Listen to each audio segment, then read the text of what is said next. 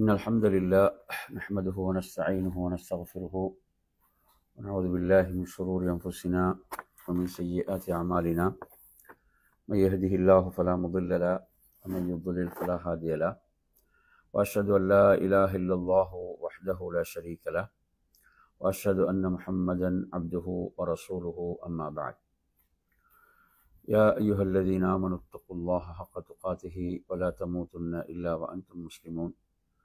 يا أيها الناس اتقوا ربكم الذي خلقكم من نفس واحدة وخلق منها زوجها وبث منهما رجالا كثيرا ونساء، واتقوا الله الذي تساءلون به والأرحام إن الله كان عليكم رقيبا. يا أيها الذين آمنوا اتقوا الله وقولوا قولا سديدا يصلح لكم أعمالكم ويغفر لكم ذنوبكم، ومن يطع الله ورسوله فقد فاز فوزا عظيما. فإن أصدق الحديث كتاب الله، خير الهدي هدي محمد صلى الله عليه وسلم، وشر الأمور محدثاتها وكل محدثة بدعة وكل بدعة ضلالة وكل ضلالة في النار. அன்பிற்குரிய என் அருமை சகோதரர்களே, தாய்மார்களே, சகோதரிகளே, அஸ்ஸலாமு அலைக்கும் வரஹ்மத்துல்லாஹி வபரகாத்துஹு. இன்றைய நமது மார்க்க வகுப்பில் மகத்தான சில உபதேசங்கள் நபி ஸல்லல்லாஹு அலைஹி வஸல்லம் அவர்கள் தனது தோழர்களுக்கு செய்த இந்த உபதேசங்கள் ஒட்டுமொத்த சமுதாயத்துக்கும் செய்த உபதேசங்களாகும். அந்த அடிப்படையில் நாம் இதில் ஒவ்வொரு செய்தியாக அல்லாஹ்வின் தூதர் ஸல்லல்லாஹு அலைஹி வஸல்லம் அவர்கள் தனது தோழர்களுக்கு செய்த இந்த உபதேசங்களை நாம் இன்றைய வகுப்பிலே பார்ப்போம். இதில் முதல் செய்தியாக இந்த செய்தி திர்மிதியில் 2305, இப்னு மாஜால 4117, அதே போன்று அஹ்மதில் 8095 ஆகிய எண்களில் இடம்பெறக்கூடிய ஒரு செய்தி. அபூ ஹுரைரா ரலியல்லாஹு அன்ஹு அவர்கள் அறிவிக்கக்கூடிய ஒரு செய்தி.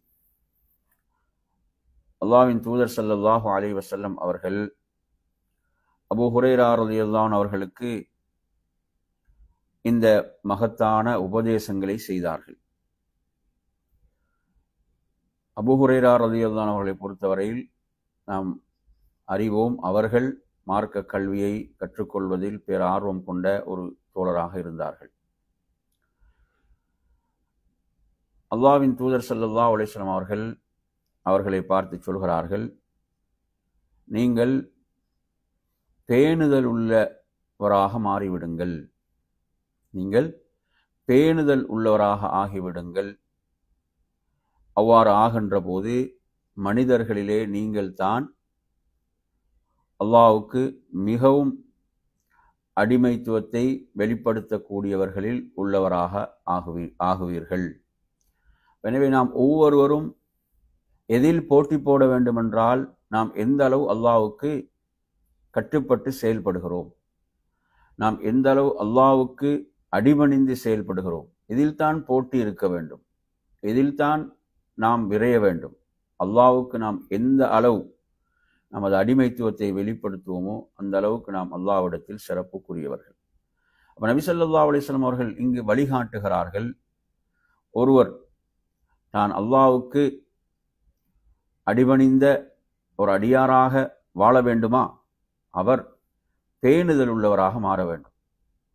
பேணுதல் என்று சொல்லும் போது நறுமை சகோதரர்களே, அவருடைய எல்லா செயல்பாடுகளிலும், அவரது வார்த்தைகள் பேச்சுக்களாக இருக்கலாம், அவரது ஏனைய நடவடிக்கைகளாக இருக்கலாம், பிறரோடு உள்ள தொடர்பாடல்களாக இருக்கலாம், அனைத்திலும் கொடுக்கல் வாங்கல் விஷயங்களாக இருக்கலாம், அனைத்திலும் அவர் பேணுதலை கடைபிடித்தல். இது மிக முக்கியமான ஒரு வழிகாட்டல். நாம் எந்த அளவு பேணுதல் உள்ளவர்களாக இருக்கிறோம். இதை நபி ஸல்லல்லாஹு அலைஹி வஸல்லம் அவர்கள் முதல் உபதேசமாக இந்த செய்தியிலே சொல்கிறார்கள். எனவே அபூ ஹுரைரா ரலியல்லாஹு வாழ்க்கையை நாம் எடுத்து பார்க்கின்ற போதும் அவர்கள் எவ்வளவு ஒரு பேணுதல் உள்ள ஒரு மனிதராக வாழ்ந்தார்கள் என்பதையும் நாம் பார்க்கலாம். எனவே அருமையான சகோதரர்களே, இந்த பண்பை நாம் நமக்குள் வளர்த்து கொள்ள வேண்டும். நாம் பேணுதல் உள்ளவர்களாக மாற வேண்டும். இரண்டாவது உபதேசம் என்னவென்றால், அல்லாஹ் உங்களுக்கு எதை முடிவு செய்தானோ, அல்லாஹ் உங்களுக்கு எதை பங்கு வைத்தானோ, முடிவு செய்தானோ, அதை நீங்கள் பொருந்திக் கொள்ளுங்கள்.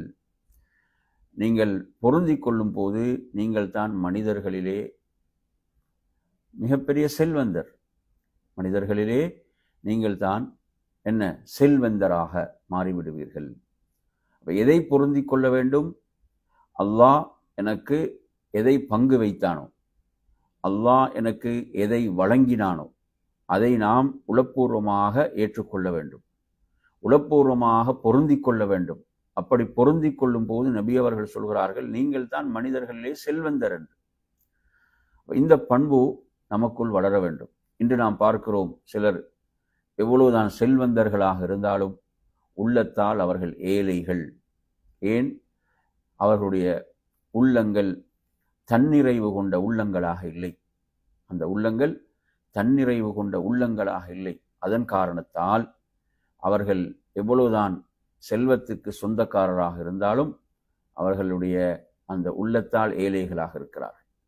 நபி ஸல்லல்லாஹு அலைஹி வஸல்லம் அவர்கள் இங்கு நமக்கு சொல்லித்தரக்கூடிய விடயம் என்னவென்று சொன்னால், என்ன? அல்லாஹ் உங்களுக்கு எதை பங்கு வைத்தானோ அதை மனப்பூர்வமாக பொருந்திக் கொள்ளுதல். இதுதான் அல்லாஹ் எனக்கு விரும்பியது.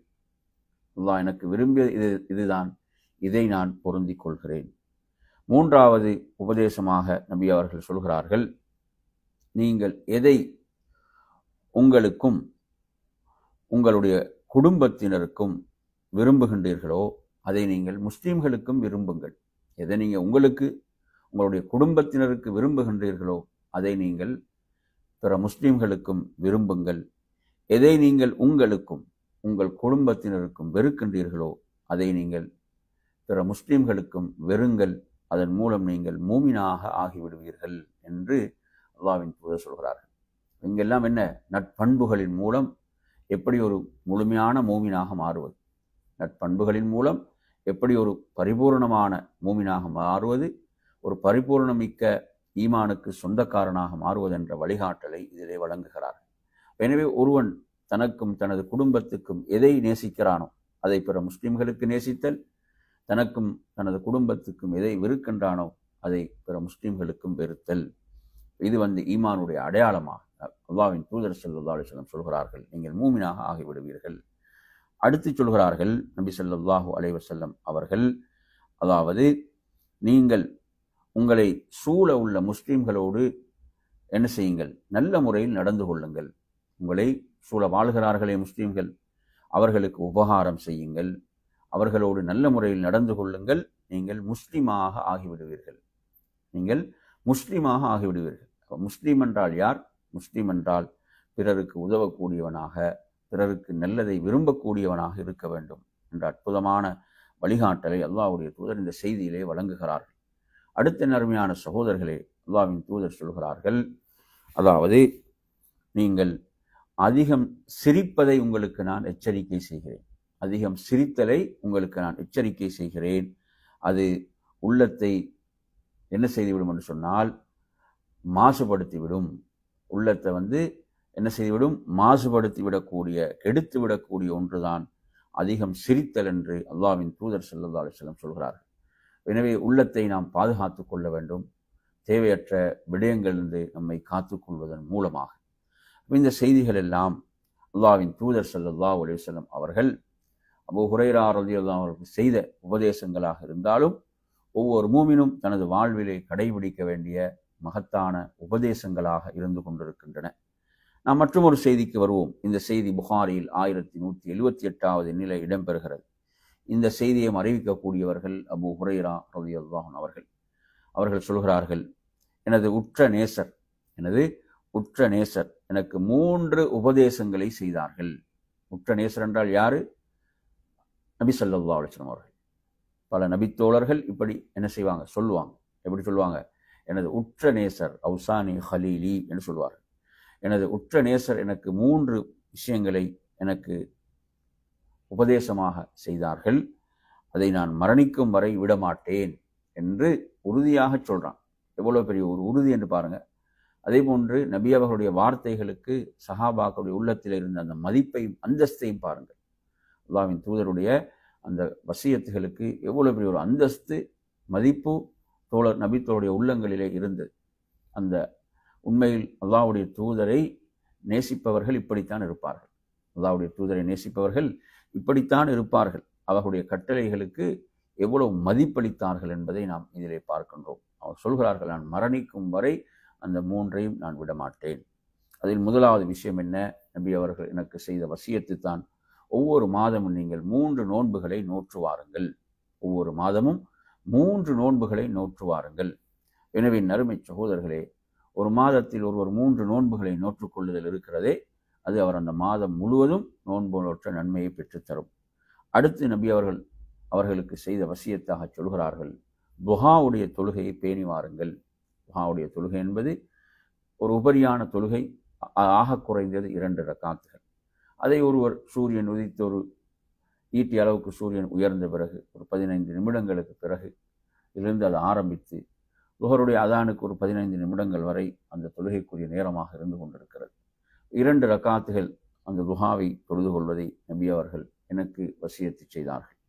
3வது எனக்கு செய்த வசியத்து தான், நீங்கள் தூங்குவதற்கு முன்னால் வித்திரை தொழுது கொள்ளுங்கள் என்று அவர்கள் சொல்கிறார்கள். இந்த 3 உபதேசங்களும் அவங்க சொல்கிறாங்க, நான் மரணிக்கும் வரை விடமாட்டேன். எனவே நறுமை சகோதரர்களை, நாமும் நமது வாழ்விலே இந்த சுன்னாக்களை பேணி வருகிறோமா என்று நம்மிடம் நாம் கேட்டுக்கொள்வதற்கு கடமைப்பட்டிருக்கிறோம். நிறைய பேர் என்ன நினைக்கிறாங்கடா, அதாவது இந்த சுன்னத்தான நோன்புகள், துஹாவுடைய தொழுகை, வித்ருடைய தொழுகை, இதெல்லாம் வயதானவங்க செய்யக்கூடியவைகள், இளைஞர்கள் செய்யக்கூடியவைகள் அல்ல என்ற மாதிரி சிலர் தவறான எண்ணங்களில் இருக்கிறார்கள். இளமை பருவம் என்பது இபாதத்துக்கு மிகச் சிறந்த பருவம், அல்லாஹ்விடத்தில் மிகப்பெரிய சிறப்பு அதற்கு இருக்கிறது என்று தனியான ஹதீஸ்களை பார்க்கிறோம். எனவே அந்த அடிப்படையில் என் அருமையான சகோதரர்களே, இந்த வசியத்துக்கள், அல்லாஹ்வுடைய தூதர் செய்த இந்த மகத்தான வசியத்துக்களை நாம் நமது வாழ்வில் என்ன செய்ய வேண்டும்? நாம் பேணி வர வேண்டும், நமது வாழ்வில் செயல்படுத்த வேண்டும். அடுத்த அருமையான சகோதரர்களே, மற்றும் ஒரு செய்தியை பாருங்கள். இந்த செய்தியை பொறுத்தவரையில் இந்த செய்தி எங்கு வருகிறது என்று சொல்லி பார்த்தீங்கன்னு சொன்னால், அபூதாவுதில் வருகிறது. அபூதாவுதில் வரக்கூடிய ஒரு செய்தி, 1522வது எண்ணில் வரக்கூடிய ஒரு செய்தியாக நாம் பார்க்கின்றோம். இதை அறிவிக்கக்கூடியவர்கள் முஆத் இப்னு ஜபல் ரலியல்லாஹு அன்ஹு அவர்கள் சொல்கிறார்கள், அல்லாஹ்வுடைய தூதர் ஸல்லல்லாஹு அலைஹி வஸல்லம் ஒரு முறை எனது கையை பிடித்தார்கள். கையை பிடித்து விட்டு சொன்னார்கள், அல்லாஹ் மீது சத்தியமாக முஆதை, நான் உங்களை நேசிக்கிறேன் என்று சொன்னார்கள். 2 முறை சொல்லிவிட்டு சொன்னார்கள், நான் உங்களுக்கு ஒரு விஷயத்தை உபதேசமாக செய்கிறேன். இதை நீங்கள் ஒவ்வொரு தொழுகையுடைய இறுதியிலும் இதை நீங்கள் விடாமல் செய்து வாருங்கள். ஒவ்வொரு தொழுகையுடைய இறுதியிலும் இதை நீங்கள் ஓதி வாருங்கள் என்று எனக்கு கற்றுத்தந்தார்கள். அது என்ன? அல்லாஹும்ம அஇன்னி அலா திக்ரிக வ ஷுக்ரிக வ ஹுஸ்னி இபாததிக் என்ற இந்த சிறப்பான துஆ, இந்த சிறப்பான பிரார்த்தனை, இது உள்ளடக்கி இருக்கக்கூடிய கருத்து என்பது ஒரு ஆழமான கருத்தை உள்ளடக்கி இருக்கிறது. அல்லாஹ் உன்னை நினைவு கூறுவதற்கும், உனக்கு நன்றி செலுத்துவதற்கும், உன்னை அழகிய முறையில் வணங்குவதற்கும் எனக்கு அருள் புரிவாயா. எனவே அல்லாஹுடைய அருளின்றி நாம் அல்லாஹுவை வணங்க முடியாது, அவனை நெருங்க முடியாது. எனவே நாம் அவனை நெருங்குவதாக இருந்தால் என்ன செய்ய வேண்டும்? அவனுடைய அருள் நமக்கு வேண்டும். எனவே அவனது அருளை நாம் இதிலே பிரார்த்திக்கிறோம். அவனை நினைவு கூறுவதற்கும், அவனுக்கு நன்றியுள்ள ஒரு அடியானாக இருப்பதற்கும், அவனை அழகிய முறையில் வணங்குவதற்கும். எனவே இதை நாம் ஒவ்வொரு தொழுகையுடைய இறுதியிலும் சலாம் கொடுப்பதற்கு முன்னர் ஓதி வர வேண்டிய ஒரு பிரார்த்தனையாக இருக்கிறது. அல்லாஹும்ம அஇன்னி அலா திக்ரிக வ ஷுக்ரிக வ ஹுஸ்னி இபாததிக். இதில் மற்றும் ஒரு ரிவாயத்தை நீங்கள் அஹ்மதில் பார்க்கலாம். 7982வது எண்ணில் வரக்கூடிய ஒரு செய்தியாக அபூ ஹுரைரா ரலியல்லாஹு அன்ஹு அறிவிக்கிறார்கள். நபி ஸல்லல்லாஹு அலைஹி வஸல்லம் சொல்கிறார்கள், எப்படி கேட்குறாங்கன்னா, நீங்கள் பிரார்த்தனையில் முயற்சி செய்ய விரும்புகிறீர்களா?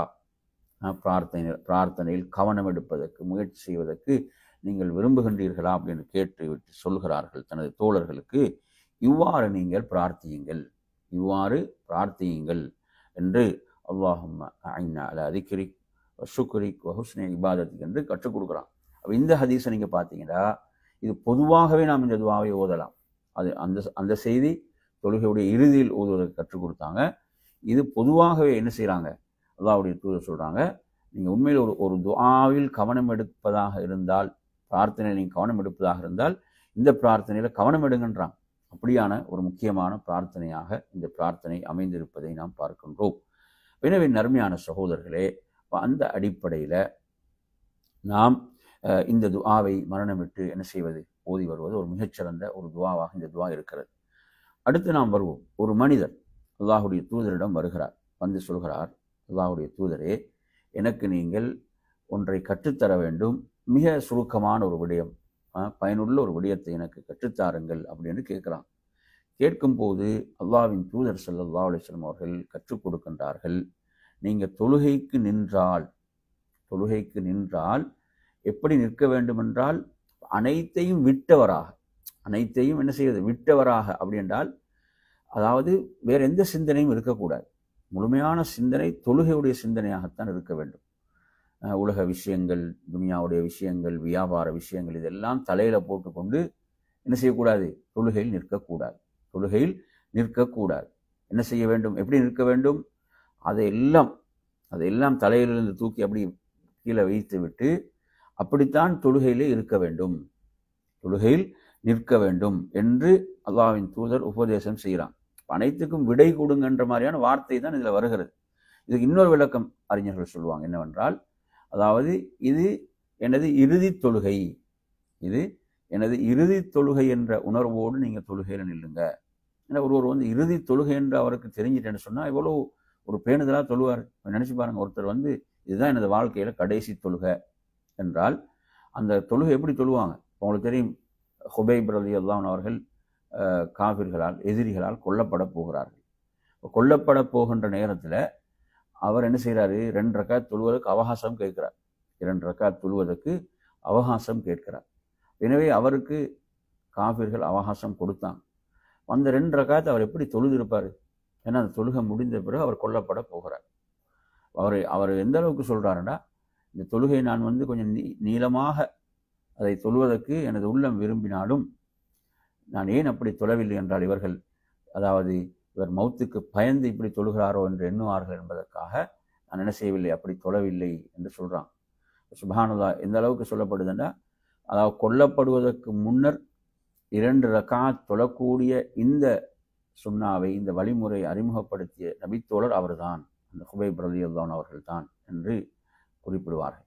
நறுமை சகோதரர்களே, இறுதி தொழுகை தான் எனது இறுதி தொழுகை என்றால் அந்த தொழுகை ஒருத்தன் எப்படி தொழுவான், எந்த அளவு ஒரு உள்ளட்சத்தோடு கவனத்தோடு வேறு எந்த ஒரு சிந்தனையும் அங்கே இருக்காது. அப்படி உமது தொழுகையை ஆக்கிக் கொள்வீராக என்று சொல்கிறாங்க. இப்போ நாம் இன்று உண்மையில் எமது தொழுகைகள் அந்த அளவு ஒரு உள்ளட்சத்தோடும் ஒரு பக்குவத்தோடும் தான் நாம் தொழுகின்றோமா என்ற அந்த கேள்வி நாம் ஒவ்வொருவரும் நம்மிடம் கேட்க வேண்டிய ஒரு கேள்வியாக இருந்து கொண்டிருக்கிறது. தொழுகையை தொழுகின்ற போது வேறு எந்த சிந்தனைகளுக்கும் இடமளிக்காமல் ஒரு முழு கவனத்தோடு தொழ வேண்டும் என்று அல்லாஹ்வுடைய தூதர் சொல்கிறார்கள். அந்த மனிதருக்கு 2வது உபதேசமாக நபி அவங்க என்ன உபதேசம் செய்கிறாங்கன்னு சொன்னால், நீங்கள் வந்து பேசக்கூடிய வார்த்தைகள் இருக்கின்றதே, அந்த வார்த்தைகள் எப்படியான வார்த்தைகளாக அமைந்து விடக்கூடாதென்றால், வார்த்தையை வெளிப்படுத்திவிட்டு அதற்கு பிறகு என்னை மன்னிச்சிடுங்க, இது நான் தவறாக பேசிவிட்டேன் என்று இப்படி உங்களுடைய வருத்தத்தை தெரிவிக்கின்றது போன்ற வார்த்தைகளை நீங்கள் பேசக்கூடாது. எப்படி பேசக்கூடாது? அப்படியான தவறான விஷயங்கள், ஒருவருடைய உள்ளத்தை புண்படுத்தக்கூடிய மாதிரியான விஷயங்கள், இப்படியான விஷயங்களை நீங்கள் என்ன செய்கிறது, இப்படி பேசக்கூடாது. பேசிவிட்டு திரும்ப என்ன செய்கிறது, கவலையை தெரிவிக்கிறது, இப்படி நீங்கள் பேசக்கூடாது என்று அல்லாஹ்வுடைய தூதர் சொல்கிறான். எனவே பாவமான விஷயங்கள் வெளிப்படுத்தக்கூடாது. அதே போன்ற ஒருவருடைய உள்ளத்தை வந்து என்ன செய்கிறது, நாம் புண்படுத்தக்கூடிய விதத்தில் இப்படி பேசிவிட்டு பிறகு கவலையை தெரிவிக்கக்கூடிய இப்படி என்ன செய்யக்கூடாது, வார்த்தைகள் அமையக்கூடாது, பேசக்கூடாது என்று சொல்லாங்க, உபதேசம் செய்கிறாங்க.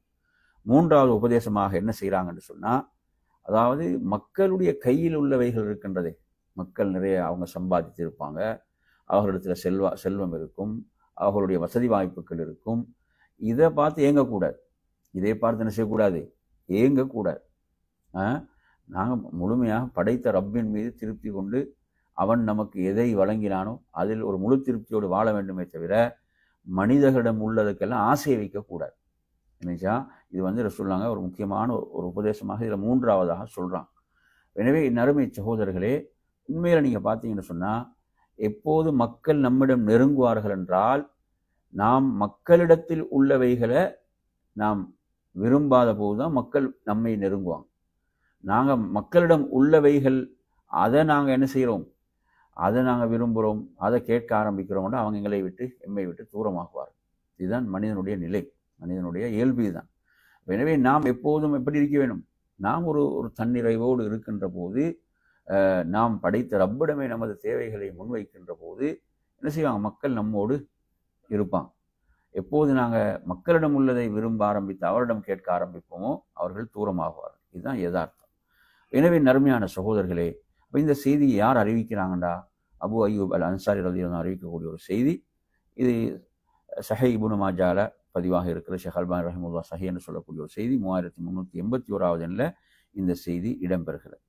எனவே நறுமையான சகோதரர்களே, இவ்வாறு அல்லாஹ்வின் தூதர் ஸல்லல்லாஹு அலைஹி வஸல்லம் அவர்கள் செய்த அற்புதமான உபதேசங்கள் தனது அருமை மகளார் பாத்திமா ரலியல்லாஹு அன்ஹா அவர்களுக்கு அல்லாஹ்வின் தூதர் ஸல்லல்லாஹு அலைஹி வஸல்லம் அவர்கள் இவ்வாறு ஒரு உபதேசத்தை செய்தார்கள் என்று நாம் பார்க்கிறோம்.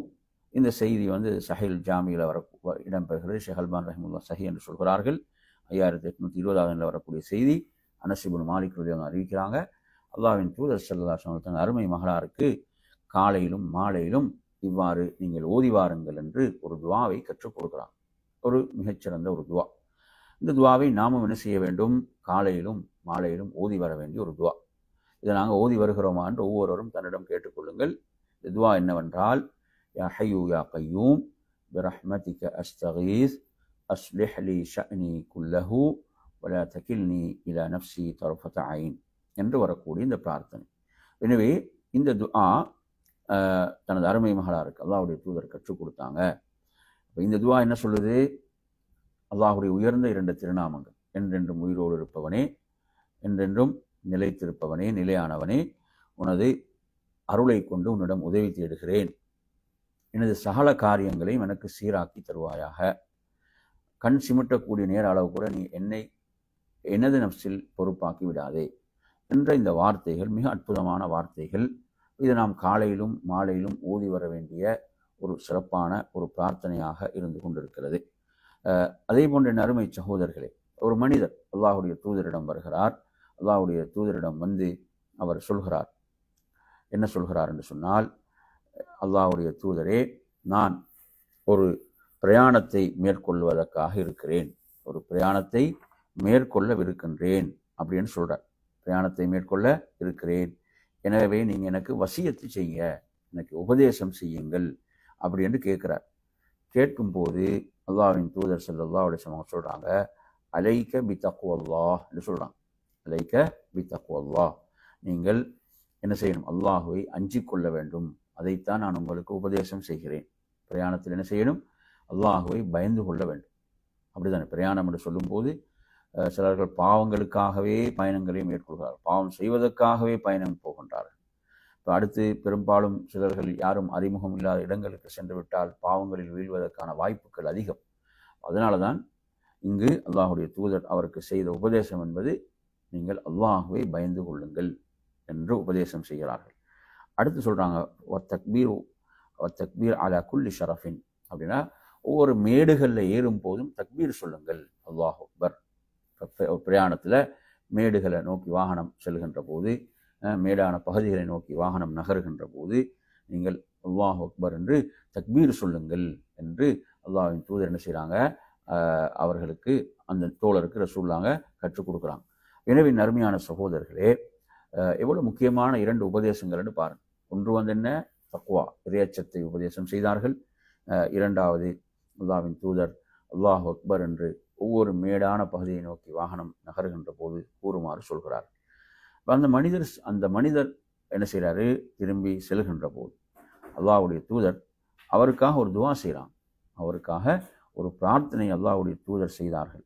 அந்த பிரார்த்தனை என்னன்னு பாருங்க, அல்லாஹும் அத்விலஹுல் அர்த வ ஹவ்வின் அலைஹி ஸஃபர என்று துவா செய்தார்.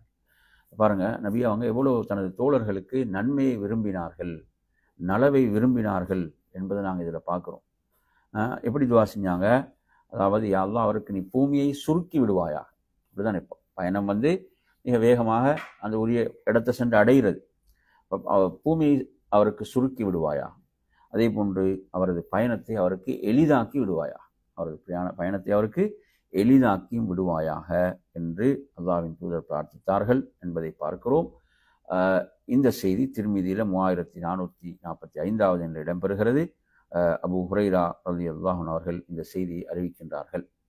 இதில் மற்றொரு செய்தி எப்படி வருது என்று சொன்னால், ஒரு மனிதர் அவரும் பிரயாணத்தை நாடியவராக வருகிறார்.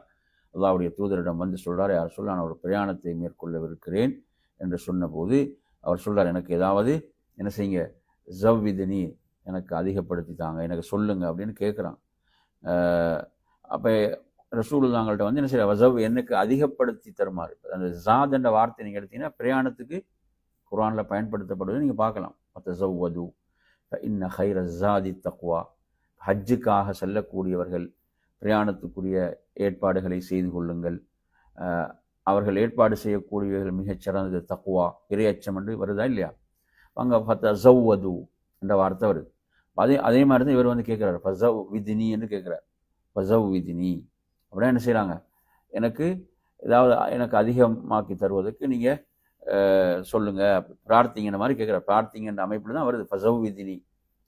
இப்போ நபி ஸல்லல்லாஹு அலைஹி வஸல்லம் அவர்கள் அவருக்காக என்ன துவா செய்கிறாங்கன்னு பாருங்க. முதலாவது சொல்கிறாங்க, ஸவ்வதகல்லாஹு தக்வா, அல்லாஹ் உங்களது தக்வாவை அதிகப்படுத்துவானாக, அல்லாஹ் உங்களது இறையச்சத்தை அதிகப்படுத்துவானாக என்று அப்படி அவங்க சொல்கிறாங்க. அவர் திரும்பவும் கேட்குறாங்க, ஜிதினி, இன்னும் அதிகப்படுத்துங்க யார ரசூலல்லாஹ்னு கேட்குறாங்க. இன்னும் அதிகப்படுத்துங்க யார ரசூலல்லாஹ்னு கேட்குறாங்க. அப்போது சொல்கிறாங்க, வகஃபர தம்பக், அல்லாஹ் உனது பாவத்தை மன்னிப்பானாக என்று சொல்கிறாங்க. திரும்பவும் சொல்கிறார், ஜிதினி பி அபி அந்த வ உம்மி, எனது தாயும் தந்தையும் உங்களுக்கு அர்ப்பணமாகட்டும் அல்லாஹ்வின் தூதரே, இன்னும் அதிகப்படுத்துங்கள் அப்படின்னு கேட்குறாங்க. கேட்கும்போது அல்லாஹ்வுடைய தூதர் சொல்கிறார்கள், வயஸ்ஸர லக ஹைசுமா குந்த என்று சொல்கிறாங்க. அதாவது நீங்கள் எங்கே இருந்தாலும் அல்லாஹ் உங்களுக்கு லேசாக்குவானாக, உங்களோட காரியங்களை எளிதாக்குவானாக என்று 3 அற்புதமான துவாக்களை நபி அவர்கள் அந்த தோழருக்காக செய்தார்கள் என்ற செய்தியை நாம் இப்னு ஹுஸைமாவிலே பார்க்கின்றோம். அனஸ் ரலியல்லாஹு அன்ஹு அறிவிக்கக்கூடிய ஒரு செய்தியாக இந்த செய்தி வருகிறது. எனவே அருமையான சகோதரர்களே, அல்லாஹ்வின் தூதர் ஸல்லல்லாஹு அலைஹி வஸல்லம் அவர்கள் தனது தோழர்களுக்கு எப்படியெல்லாம் நன்மையை விரும்பினாங்க, இந்த சமுதாயத்துக்கு உம்மத்துக்கு நன்மையை விரும்பினாங்க என்பதையும் நாம் இந்த செய்தியிலே பார்க்கின்றோம். அதாவது இந்த ஒரு செய்தியை பாருங்க. இந்த செய்தியில ஒரு நபித்தோழர் வருகிறார், அஸ்வத் இப்னு அஸ்ரம் அல் முஹாரிபி என்று சொல்லக்கூடிய ஒரு நபித்தோழர் ரலியல்லாஹு அன்ஹு. இவர்கள் அல்லாஹ்வுடைய தூதரிடம் வருகிறார். அல்லாஹ்வுடைய தூதரிடம் கேட்கிறார், யா ரசூலல்லாஹ், எனக்கு உபதேசம் செய்யுங்கள், எனக்கு உபதேசம் செய்யுங்கள் என்று கேட்கிறார். கேட்கும்போது நபி அவங்க கேட்குறாங்க, நபி அவங்க என்ன கேட்குறாங்கடா, உங்களுக்கு உங்களோட நாவை உங்களுக்கு கட்டுப்படுத்த முடியுமா, உங்களோட நாவை கட்டுப்படுத்த முடியுமான்னு கேட்குறான். அப்போது அவர் சொல்றாரு, எனது நாவை நான் கட்டுப்படுத்தாவிட்டால் வேறு யார் கட்டுப்படுத்துவதுன்னு கேட்கிறார். எனது நாவை நான் கட்டுப்படுத்தாவிட்டால் வேறு யார் கட்டுப்படுத்துவது? அடுத்து கேட்குறான், உமது கைகளை உமக்கு கட்டுப்படுத்தி கொள்ள முடியுமா அப்படின்னு கேட்குறான். கேட்கும்போது அவர் சொல்றாரு, எனது கையை நான் கட்டுப்படுத்தி கொள்ளாவிட்டால் வேறு யார் கட்டுப்படுத்தி கொள்வார் அப்படின்னு கேட்குறார். கேட்கும்போது அல்லாஹ்வின் தூதர் ஸல்லல்லாஹு அலைஹி வஸல்லம் சொல்கிறார்கள், ஃபலா தகுன் பிலிசானிக இல்லா மஅரூஃபான்னு சொல்கிறான். முதலாவது விஷயம், நாவை கட்டுப்படுத்துறீங்களா, நாவை கட்டுப்படுத்தி கொள்வீங்க தானே, சரி, அப்போ என்ன செய்ய வேண்டும், நீங்கள் நல்லதை தவிர வேறு எதையும் பேசக்கூடாது, நல்லதை தவிர நன்மையானதை தவிர வேறு எதையும் பேசக்கூடாது என்று நபி அவங்க சொல்கிறாங்க. அடுத்து சொல்கிறாங்க, உங்களது கைகளால் நீங்கள் நல்லதை தவிர வேறு எதையும் செய்யக்கூடாது, உங்களோட கைகளால் நீங்கள் நல்லதை தவிர வேறு எதையும் செய்யக்கூடாது என்று இந்த செய்தி வருகிறது. இந்த செய்தியை பொறுத்தவரையில் ஷேக் அல்பான் ரஹிமுல்லாஹ் சில்சிலத்து ஸஹீஹாவில் இதை பதிவு செய்கிறாங்க, இந்த செய்தியை பதிவு செய்கிறாங்க என்பதை நாம் பார்க்கிறோம். எவ்வளோ முக்கியமான உபதேசங்கள், எவ்வளோ முக்கியமான செய்திகள் நறுமை சகோதரர்களே. மற்றும் ஒரு செய்தியை பாருங்க, இந்த செய்தியை அறிவிக்கக்கூடியவர்கள் அபு தர்தா ரலியல்லாஹு அன்ஹு அறிவிக்கிறாங்க. இதை ஷேக் அல்பான் ரஹிமுல்லாஹ் ஸஹீஹுல் ஜாமியில் பதிவு செய்கிறாங்க, 7339 வரக்கூடிய செய்தி. அபு தர்தா ரலியல்லாஹு அன்ஹு அவர்களுக்கு அல்லாஹ்வுடைய தூதர் என்ன உபதேசம் செய்கிறாங்கன்னா, அதாவது லா துஷ்ரிக் பில்லாஹி ஷைஆ, நீங்கள் அல்லாஹ்வுக்கு எதையும் இணையாக்காதீர்கள். நீங்கள் என்ன செய்யப்படுவீர்கள்? வெட்டப்பட்டாலும் சரி, நீங்கள் எரிக்கப்பட்டாலும் சரி, நீங்கள் வெட்டப்பட்டாலும் சரி, எரிக்கப்பட்டாலும் சரி, நீங்கள் என்ன செய்யக்கூடாது? நீங்கள் ஷிர்க் செய்யக்கூடாது. அல்லாஹ்வுக்கு எதையும் இணையாக்கக்கூடாது, இணை கற்பிக்கக்கூடாது. பாருங்க, இந்த இந்த பாவம் என்பது எவ்வளோ ஆபத்தானது. எந்த அளவுக்கு சொல்றாங்க, நீங்க வெட்டப்பட்டாலும் சரி, நீங்கள் எரிக்கப்பட்டாலும் சரி. அடுத்து சொல்றாங்க, ரெண்டாவது அவருக்கு செய்யறாங்க உபதேசம் என்னவென்றால், நீங்கள் கடமையான தொழுகையை வேண்டுமென்று விட்டுவிடக்கூடாது. வலா தத்ருக் ஸலாத்தன் மக்தூபத்தன் முத்தஅம்மிதா, நீங்கள் ஒரு கடமையான தொழுகையை நீங்கள் வேண்டுமென்று விட்டுவிடக்கூடாது. ஒருவர் கடமையான தொழுகையை வேண்டுமென்று விட்டுவிட்டால் அவர் அல்லாஹுடைய பொறுப்பிலிருந்து நீங்கியவர் ஆவார் என்று சொல்றாங்க. பார்த்தீங்களா, இவ்வளோ ஒரு எச்சரிக்கைன்னு பாருங்க. அது ஒருவர் கடமையான தொழுகை ஒருவர் வேண்டுமென்று விடுகிறார் என்று சொன்னால் அவர் என்ன? அல்லாஹுடைய பொறுப்பிலிருந்து நீங்கியவர் ஆவார். எனவே நறுமையான சகோதரர்களே, இன்று என்ன செய்யறாங்க? மக்களுடைய சிந்தனையில் என்னத்தை போட்டு வச்சுக்கிறாங்கடா சிலர், நீங்க கலா தொழுது கொள்ளலாம் என்று சொல்லி என்ன செய்கிறார்கள்? தொழுகை அது இந்த நேரத்தை விட்டு தவற விடுவார்கள். தொழுகை அந்த நேரத்தை விட்டு தவற விட்டு அதுக்கு பிறகு தொழக்கூடிய நிலையை பார்க்கிறோம். சர்வசாதாரணமாக இப்படி செய்கிறார்கள். என்ன காரணம்? அவர்களுக்கு தவறான வழிகாட்டல் கொடுக்கப்படும். தொழுகை என்பது நேரம் குறிக்கப்பட்ட கடமை என்று குர்ஆன் சொல்லும் போது அந்த உரிய நேரத்தில் அதை தொழுதாக வேண்டும். எனவே நறுமையான சகோதரர்களே, இது ரசூலுல்லாஹ் அவருக்கு செய்யக்கூடிய இரண்டாவது உபதேசம். மூன்றாவது உபதேசம் என்ன? அல்லாஹ்வுடைய சொல்றாங்க, அதாவது மதுபானத்தை அருந்தக்கூடாது. மதுபானம் அருந்தக்கூடாது. அது எல்லா தீமைகளின் சாவியாக, திறவுகோலாக அது இருக்கிறது.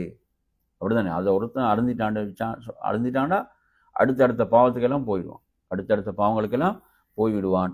இப்படி 3 உபதேசங்களை அல்லாஹுடைய தூதர் செய்தார்கள் என்பதை நாம் இந்த செய்தியிலே பார்க்கின்றோம்.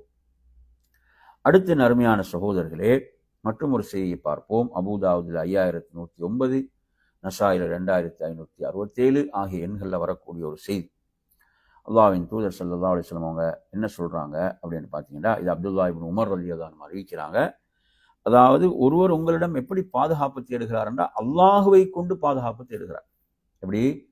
அல்லாஹுவை முன்னிறுத்து நீங்கள் என்னை இதிலிருந்து என்ன செய்யுங்க, பாதுகாத்து விடுங்கள் என்று கேட்கிறார். அவருக்கு சக்தி உள்ள ஒரு விஷயம். உயிரோடு உள்ள ஒருவர் இடத்துல என்ன செய்யறது? அவருக்கு முடிந்த ஒரு விஷயத்துல அவர் அல்லாஹுவை முன்னிறுத்தி என்ன செய்கிறாரு? நீங்கள் இதிலிருந்து என்னை பாதுகாத்து விடுங்கள் என்று சொல்லி அல்லாஹுவை முன்னிறுத்தி கேட்கும் போது ரசூலுல்லாஹ் சொல்றாங்க, என்ன? அவரை நீங்கள் பாதுகாக்க வேண்டும்.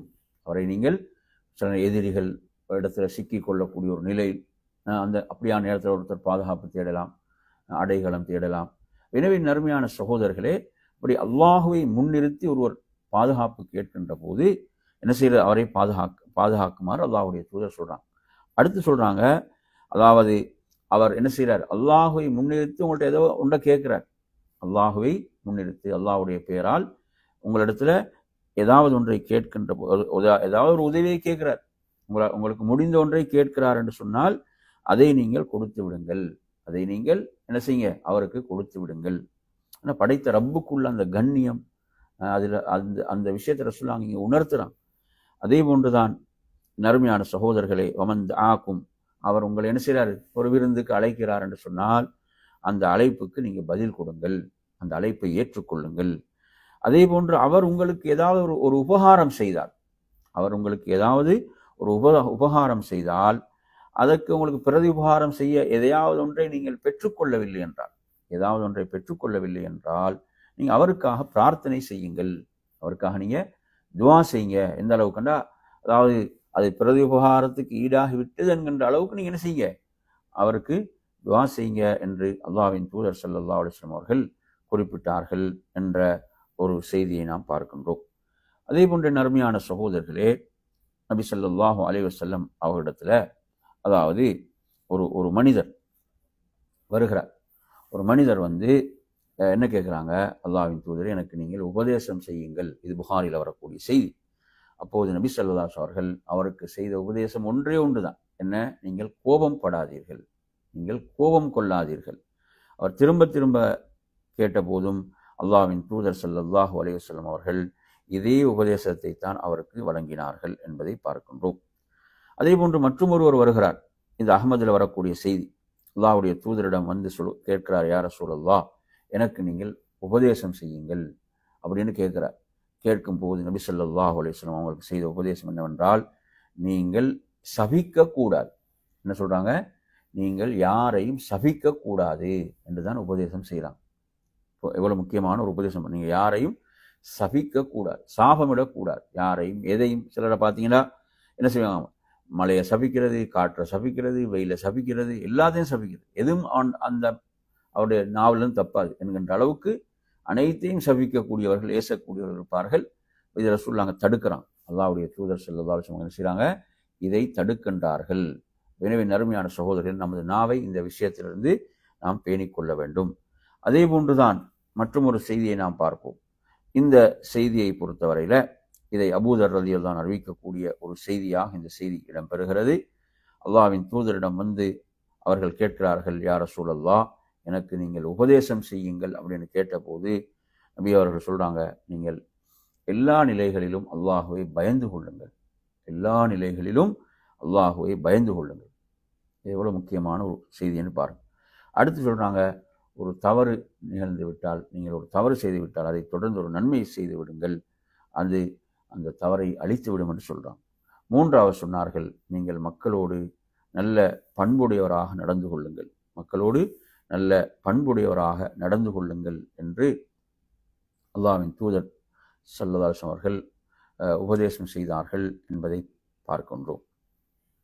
என் அருமையான சகோதரர்களே, அதே போன்று மற்றும் ஒரு செய்தியை பார்ப்போம். இதுவும் ஒரு முக்கியமான ஒரு செய்தி தான். இது அஹ்மதில் வரக்கூடியது, 21415 வருகிறது. இந்த செய்தியை அறிவிக்கக்கூடிய நபித்தோழர் யாருன்னா அபூதர் அல் கிஃபாரி ரலியல்லாஹு அவர்கள். அவங்க சொல்றாங்க, அல்லாஹ்வுடைய தூதர் எனக்கு மகத்தான 7 உபதேசங்களை செய்தார்கள். எனது உற்ற நண்பர், உற்ற நேசர் எனக்கு மகத்தான 7 விஷயங்களை ஏவினார்கள். அதுல முதல் விடயமாக எனக்கு ஏவிய விஷயம் என்னவென்றால், நீங்கள் ஏழைகளை நேசியுங்கள் என்று சொல்றாங்க. யார? ஏழைகள் மீது நேசம், ஏழைகளை நேசித்தல். இது என்ன செய்யும்? ஒருவருக்குள் பணிவை ஏற்படுத்தும், ஒருவருக்குள் பணிவை ஏற்படுத்தும் என்பதை நாம் பார்க்கிறோம். ஏழைகளை நேசித்தல், ஏழைகளோடு இருத்தல் என்பது அல்லாஹ்வுக்கு ஒரு நன்றி உள்ள அடியாராக அவரை ஆக்கும். அடுத்து ரசூலுல்லாஹ் சொல்றாங்க, ஏழைகளை நேசியுங்கள், அவர்களோடு இருங்கள், அவர்களை நீங்கள் நெருக்கமாக்கி கொள்ளுங்கள். அடுத்து சொல்றாங்க, அல்லாஹ்வுடைய தூதர் எனக்கு வசியத்தை செய்தார்கள் என்னவென்றால், அதாவது நீங்கள் உங்களை விட வசதியில் குறைந்தவர்களை பாருங்கள். உலக விஷயங்கள்ல, துன்யாவுடைய விஷயத்தில் உங்களை விட வசதி குறைந்தவர்களை பாருங்கள், உங்களை விட வசதியில் கூடியவர்களை பார்க்காதீர்கள் என்று சொன்னாங்க. அடுத்து அல்லாஹ்வுடைய தூதர் எனக்கு சொன்னார்கள், நீங்கள் இரத்த உறவுகளை சேர்ந்து வாழுங்கள், அவர்கள் புறக்கணித்தாலும் சரி, அவர்கள் உங்களை புறக்கணித்தாலும் நீங்கள் இரத்த உறவுகளை சேர்ந்து வாழுங்கள் என்று அல்லாஹ்வுடைய தூதர் எனக்கு வசியத்தை செய்தார்கள். அதே போன்று அல்லாஹ்வுடைய தூதர் எனக்கு சொன்னார்கள், நீங்கள் மக்களிடம் எதையும் கேட்காதீர்கள், மக்களிடத்துல எதையும் கேட்காதீர்கள். சில நேரங்களில் நாங்கள் தேவைக்கு உதவிகளை கேட்பது என்பது தடையல்ல, அனுமதிக்கப்பட்ட விஷயம்தான், அனுமதிக்கப்பட்டது தான். சில நேரம் கடன் தேவைகள் வரும். ஆனால் ரசூலுல்லாஹ் இங்கே என்ன சொல்றாங்க? நீங்க மக்களிடம் எதையும் கேட்காதீர்கள். அப்படி ஒருவர் தன்னை பழக்கி கொள்ளுதல், படைத்த ரப்பிடம் பிரார்த்தித்தல், படைத்த ரப்பிடம் கேட்டல். எனவே நறுமையான சொல், இதெல்லாம் ரசூலுல்லாஹ் தனது தோழர்களை எப்படியெல்லாம் பயிற்றுவித்தாங்க, வார்த்தெடுத்தாங்க என்பதை நாங்கள் இதில் பார்க்குறோம். இதை ஒவ்வொரு மூமினும் தன்னிடம் வளர்த்து கொள்ள வேண்டிய பண்புகள் இவைகள் வளர்த்து கொள்ள வேண்டிய பண்புகள். அதே போன்று அடுத்து எனக்கு ஏவினார்கள், அதாவது கசப்பாக இருந்தாலும் உண்மையை பேசுங்கள், உண்மையை பேசுங்கள். உண்மையை பேசுவது சில நேரம் கசப்பாக இருக்கலாம், இழப்புகள் ஏற்படலாம், ஆனாலும் உண்மையை பேசுங்கள் என்று எனக்கு ஏவினார்கள். அதே போன்று அல்லாஹுடைய கட்டளைகளை நிறைவேற்றுவதில் யாருடைய பழிச்சொல்லுக்கும் நீங்கள் பயப்படாதீர்கள் என்று எனக்கு ஏவினார்.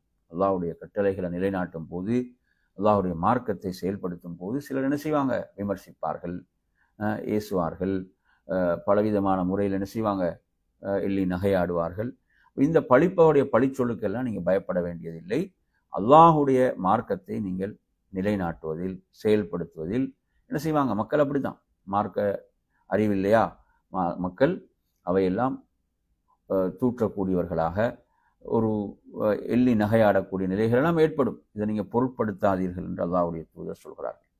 அடுத்து எனக்கு சொன்னார்கள், அதிகமாக நீங்கள் லா ஹவுல வலா குவத்த இல்லா பில்லா என்று சொல்லுங்கள். அதிகமாக லா ஹவுல வலா குவத்த இல்லா பில்லா என்று சொல்லுங்கள். அது அந்த அரசின் கீழ் உள்ள ஒரு பொக்கிஷமாகும். அப்படிதானே? அரசின் கீழ் உள்ள பொக்கிஷம். இன்னொரு ஹதீஸ்ல பார்க்கிறோம், அது சொர்க்கத்தின் பொக்கிஷங்கள் உள்ள ஒரு பொக்கிஷம். நீங்க பார்க்கிறோம், சொல்றாங்க ஜன்னத்துல் ஃபிர்தௌஸை பற்றி சொல்லும்போது அந்த சொர்க்கம் ரஹ்மானுடைய அரசின் கீழ் உள்ள அந்த சொர்க்கமாக அதை சொல்கிறார்கள் என்ற செய்தியை நாங்கள் பார்க்கிறோம். நீங்க சொர்க்கத்தை கேட்கும்போது அந்த ஃபிர்தௌஸையே கேளுங்கள் என்ற செய்தியெல்லாம் நாங்கள் படித்திருக்கிறோம்.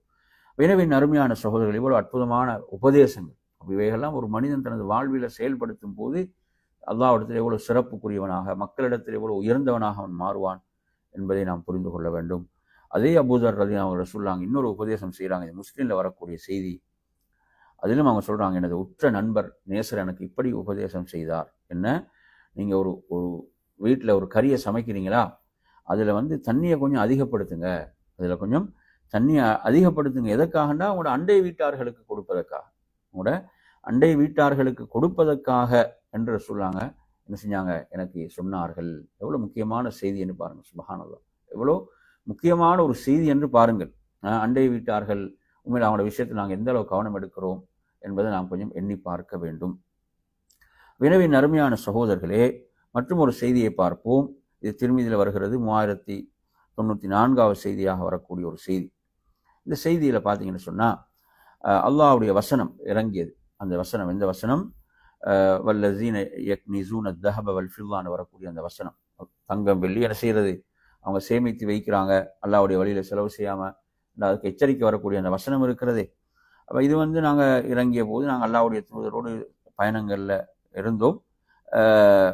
அப்போது நாம் பேசிக்கொண்டோம், எது சிறந்த செல்வம், எது சிறந்த செல்வம், எது சிறந்த செல்வம் எது அப்படி என்று சொல்லி பேசிக்கொண்ட போது அந்த சிறந்த செல்வத்தை பற்றி அல்லாஹ்வுடைய தூதர் என்ன சொன்னார்கள் என்று சொன்னால், ஒருவருடைய நாவ், திக்ரு செய்யக்கூடிய நாவ், அல்லாஹுவை திக்ரு செய்யக்கூடிய நாவரை சொல்லாங்க சிறந்த செல்வமாக சொல்கிறார்கள். அதே போன்று வகல்புன் ஷாக்கிர், அல்லாஹ்வுக்கு நன்றி செலுத்தக்கூடிய உள்ளம், அல்லாஹ்வுக்கு நன்றி செலுத்தக்கூடிய உள்ளம், அதை சொல்கிறார்கள். அதே போன்று ஒருவருக்கு கிடைத்த மூமினான மனைவி, அவருடைய ஈமானுக்கு துணை புரியக்கூடிய மூமினான மனைவி என்று இந்த 3 விஷயங்களை சொன்னார்கள் என்ற ஒரு செய்தியை நாம் பார்க்கின்றோம். அருமையான சகோதரர்களே, மற்றும் ஒரு செய்தியை பாருங்கள். இந்த செய்தியை பொறுத்தவரையில, அதாவது இந்த செய்தி அறிவிக்கக்கூடிய சஹாபி, இவர் ஜாபிர் இப்னு சுலைம் என்று ஒரு நபித்தோழர். ஜாபிர் இப்னு அப்துல்லா என்ற பிரபலமான சஹாபி அல்ல, வேறொருவர். இவர் சொல்றாரு, நான் பார்க்கின்றேன் ஒருவரோடு மக்கள் அவரை சூழ்ந்து இருக்கிறாங்க, அவருடைய கட்டளைகளை எல்லாம் மக்கள் செயல்படுத்துகிறார்கள், அவருக்கு கட்டுப்படுகிறார்கள். நான் கேட்டேன், இவர் யார் என்று கேட்டேன். அப்பதான் அவர் என்ன செய்யறாரு? முதல்ல பார்க்கிறார். அப்போது சொல்றாங்க, இவர் தான் அல்லாஹ்வுடைய தூதர் அப்படி என்று சொல்லி சொல்லும் போது அவர் சொல்றாரு, அலைக்கஸ்ஸலாம் யா ரசூலல்லாஹ்னு 2 தடவை சொன்னார். அலைக்கஸ்ஸலாம் யா ரசூலல்லாஹ். ரசூலுல்லாஹ் சொல்றாங்க, அப்படி சொல்ல வேண்டாம், லா தகுல் அலைக்கஸ்ஸலாம் என்று சொல்லாதீர்கள். ஃபஇன்ன அலைக்கஸ்ஸலாம் தஹியத்துல் மையித் அப்படி சொல்றாங்க. அலைக்கஸ்ஸலாம் என்று சொல்றது அந்த மையத்தை பார்த்து உள்ள அது தஹியாவாக இருக்கு. அதே மாதிரி ஜாஹிலிய காலத்தில் ஒரு இப்படித்தான் நடைமுறை இருந்தது என்ற ஒரு விளக்கம் இதில் இருக்குது. அதனால நீங்க அஸ்ஸலாமு அலைக்கன்னு சொல்லுங்க, அஸ்ஸலாமு அலைக்க அப்படின்னு சொல்லுங்க என்று ரசூலுல்லாஹ் கற்றுக் கொடுத்தாங்க. அதுக்கு பிறகு கேட்குறாங்க, நீங்க தான் அல்லாஹ்வுடைய தூதரா என்று கேட்கும்போது ரசூலுல்லாஹ் சொல்றாங்க, ஆம், நான் அல்லாஹ்வுடைய தூதர். அந்த அல்லாஹ் எப்படிப்பட்டவன் என்று சொன்னால், உங்களுக்கு ஏதாவது ஒரு துன்பம் நேர்ந்து நீங்க அல்லாஹ்விடத்தில் பிரார்த்திக்கின்ற போது அல்லாஹ் உங்களது அந்த துன்பத்தை நீக்கி வைப்பான். சுப்ஹானல்லாஹ். சொல்றாங்க, நான் அல்லாஹ்வுடைய தூதர். அந்த அல்லாஹ் எப்படிப்பட்டவன் என்று சொல்றாங்க. அல்லாஹ் எப்படிப்பட்டவன் என்றால், உங்களுக்கு ஒரு துன்பம் ஏற்பட்டு நீங்க அவனிடத்தில் பிரார்த்தித்தால் கஷஃபஹு அன்க, அதை உங்களை விட்டு அவன் நீக்கி விடுவான். அதே போன்று என்ன செய்யுது? பஞ்சம் ஏற்படுகிறது. அப்படி ஏற்பட்டால் நீங்கள் அல்லாஹ்விடத்திலே பிரார்த்தித்தால் அந்த பஞ்சத்தை அவன் செய்வான், விளைச்சல்கள் மூலம் அந்த பஞ்சத்தை அவன் நீக்கி விடுவான் என்று என்ன செய்யறாங்க? அல்லாஹ்வுடைய தூதர் ஸல்லல்லாஹு அலைஹி வஸல்லம் சொல்கிறார்கள். அதே போன்று நீங்கள் என்ன செய்றீங்க, ஒரு ஒரு ஒரு பூமியில் இருக்கிறீங்க. எப்படியான இடம் என்றால், நீங்கள் தவறிட்டீங்க, ஒரு வெட்ட வெளியில் இருக்கிறீங்க. நீங்கள் உங்களோட பயணத்தில் அனைத்தும் தவறிவிட்ட ஒரு நிலை என்று சொன்னால், நீங்கள் உங்களோட அந்த பயணத்துக்குரிய பொருள்கள் எல்லாம் தவறிவிட்டது. நீங்கள் அல்லாஹ்விடத்தில் துஆ செய்தால் படைத்த ரப்புல் ஆலமீன் அவற்றையெல்லாம் உங்களுக்கு மீட்டு தருவான். சுப்ஹானல்லாஹ் என்று அந்த இறைவனுடைய தூதர் தான் நான் என்று சொல்கிறான். அப்படி சொன்ன பிறகு அல்லாஹ்வுடைய தூதர் அவர் கேட்குறாரு, எனக்கு ஏதாவது உபதேசம் செய்யுங்கள் யார் சொல்லலாம், எனக்கு ஏதாவது உபதேசம் செய்யுங்கள் என்று கேட்கும்போது அல்லாஹ்வுடைய தூதர் சொல்கிறாங்க, நீங்கள் யாரையும் ஏசக்கூடாது, நீங்கள் யாரையும் திட்டக்கூடாது என்று உபதேசம் செய்தார்கள். எனவே அவர் அதை சொல்கிறார். அதுக்கு பிறகு நான் ஒரு அடிமையோ அல்லது வேறு மனிதரையோ ஒரு கழுதையோ ஆட்டையோ எதையுமே நான் திட்டியது கிடையாது என்று சொல்லி அவர் சொல்கிறார். அடுத்து ரசூலுல்லாஹ் அவங்களுக்கு செய்த உபதேசம் தான், நீங்கள் நன்மையான எந்த ஒன்றையும் அற்பமாக கருதாதீர்கள், நன்மையான எதையும் நீங்கள் அற்பமாக கருதாதீர்கள் என்று சொல்கிறாங்க. அடுத்து ரசூலுல்லாஹ் சொல்கிறாங்க, உங்களோட கீழ் ஆடையை நீங்கள் என்ன செய்யுங்க, அந்த கெண்டை பகுதி வரைக்கும், கரண்டைக்கு மேலே இருக்குமே பகுதி, அது வரைக்கும் உயர்த்தி கொள்வீராக என்று சொல்கிறாங்க. அப்படி இல்லையா, கரண்டைக்கு மேல் என்ன செய்யுங்க, உயர்த்தி கொள்ளுங்கள் என்று சொல்லிவிட்டு, கரண்டைக்கு கீழ் ஆடை செல்வதை நான் உங்களுக்கு எச்சரிக்கிறேன், அது பெருமையில் நின்றும் உள்ளது, அல்லாஹு தஆலா பெருமை அடிப்பவர்களை அல்லாஹ் விரும்ப மாட்டான் என்று சொல்லி நபி அவங்க சொல்கிறாங்க. அடுத்து அவங்களுக்கு என்ன உபதேசம் செய்கிறாங்கன்னு சொன்னால், ஒருவர் உங்களிடம் உள்ள ஏதோ ஒரு குறையை வைத்து உங்களை ஏசுகிறார், உங்களிடமுள்ள ஏதோ ஒரு குறையை வைத்து அதை அறிந்து உங்களை அவர் என்ன செய்கிறார், ஏசுகிறார் என்று சொன்னால், நீங்கள் என்ன செய்யக்கூடாது, அவரிடம் உள்ள அந்த குறைகளை உங்களுக்கு தெரியும், அதை சொல்லி நீங்கள் அவரை ஏசக்கூடாது. உங்களை அவர் எப்படி ஏசுகிறாரு, உங்களுடைய குறைகளை சொல்லி அவர் ஏசுகிறார், திட்டுகிறார், ஏசுகிறார். உங்களுக்கு அவர்கிட்ட உள்ள குறைகள் என்ன செய்யும், தெரிந்திருக்கும், அதை சொல்லி நீங்கள் அவர் என்ன செய்யக்கூடாது, அவ்வாறு திட்டாதீர்கள், ஏசாதீர்கள். நீங்கள் மௌனமாக இருக்கும்போது உங்களை அவர் திட்டுவது என்ன செய்யும், அவருக்கு அது எதிராகத்தான் இருக்கும், அது அவருக்கு எதிராகத்தான் இருக்கும் என்று அல்லாஹ்வின் தூதர் ஸல்லல்லாஹு அலைஹி வஸல்லம் எனக்கு வசியத்து செய்தாங்க. இந்த செய்தி அபூதாவுது 4084 எண்ணில் வரக்கூடிய ஒரு செய்தியாக இருக்கிறது. எனவே நறுமையான சகோதரர்களே, இப்படி அல்லாஹ்வின் தூதர் ஸல்லல்லாஹு அலைஹி வஸல்லம் செய்த அற்புதமான இந்த உபதேசங்கள், வசியத்துக்கள், தனது தோழர்களுக்கு செய்த உபதேசங்கள் ஒட்டுமொத்த உம்மத்துக்கும் தான், ஒட்டுமொத்த சமுதாயத்துக்கும் தான். எனவே அந்த அடிப்படையில் அல்லாஹ்வின் தூதருடைய அந்த மகத்தான வசியத்துக்களை நாம் என்ன செய்வது, அவற்றை கற்று விளங்கி எமது வாழ்வில் நாம் செயல்படுத்துவது. எனவே அப்படிப்பட்ட நல்லடியார்களாக அல்லாஹ் என்னையும் உங்களையும் ஆக்கி அருள்வானாக என்று கூறி நிறைவு செய்கிறேன். வாஹிரு தஅவானா அல்ஹம்துலில்லாஹி ரப்பில் ஆலமீன். அஸ்ஸலாமு அலைக்கும் வரஹ்மத்துல்லாஹி வபரகாத்துஹு.